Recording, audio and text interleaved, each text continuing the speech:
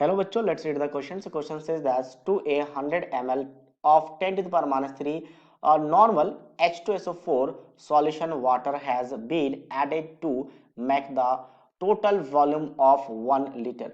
Its pH could be, क्या बोला गया है यहाँ पे आपके पास नॉर्मलिटी गिवन है और नॉर्मलिटी कितना है 10 to the power minus 3।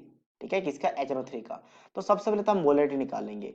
Molarity क्या होता है आपका normality divided by n factor, और एसिड के लिए एन फैक्टर कितना होता है बेसिसिटी। तो इसकी बेसिसिटी की बात करें, बेसिसिटी क्या डिफाइन करते हैं, कोई भी एसिड जितने H पॉजिटिव आयन को डोनेट कर सकते हैं वो उसकी बेसिसिटी होती है। तो इसके पास 2 H पॉजिटिव आयन होते हैं H2SO4 में, तो इसकी बेसिसिटी 2 होगी, ये इसके एन फैक्टर होगी। तो नॉर्मलिटी कितना आपके पास 10 टू द पावर माइनस 3 है, और यहाँ पे 2 से डिवाइड करेंगे तो आपके पास यहाँ पे मोलरिटी आ जाएगी। अब मोलरिटी मुझे पता है इसका, ठीक है। तो यहाँ से H पॉजिटिव आयन का कंसंट्रेशन निकाल सकते हैं, पीएच चाहिए ना H पॉजिटिव आयन का कंसंट्रेशन। तो H पॉजिटिव आयन का कंसंट्रेशन कितना होगा, तो H2SO4 बेसिकली ब्रेक होता है किस फॉर्म में, ये ब्रेक हो जाता है आपके पास twice of H positive plus SO4 minus 2।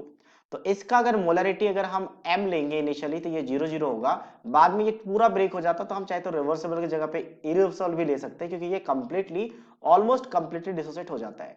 तो यहाँ पे क्या मिलेगा ट्वाइस ऑफ m, और यहाँ पे m।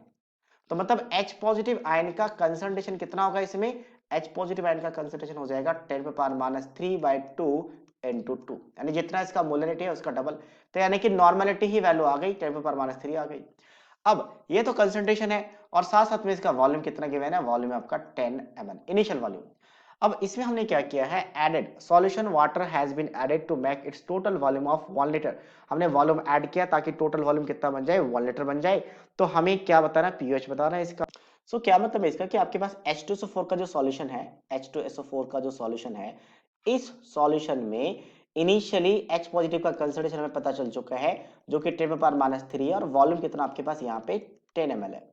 तो बाहर से हमने क्या किया, वाटर को ऐड किया है, वाटर को क्या किया ऐड किया है। तो वाटर को ऐड करने के बाद जो फाइनल वॉल्यूम हो चुका है वो कितना हो चुका है आपका यहाँ पे फाइनल वॉल्यूम 1000 ml, क्योंकि 1 लीटर है, ml में 1000 आ जाएगा, हम ml में रखते हैं दोनों जगह पे। तो इसका हमें सबसे पहले फाइनल कंसंट्रेशन क्या होगा वो निकालना पड़ेगा डायल्यूशन फार्मूला लगा के। डायल्यूशन फार्मूला क्या होता है आपके पास, m1v1 is equals to m2v2।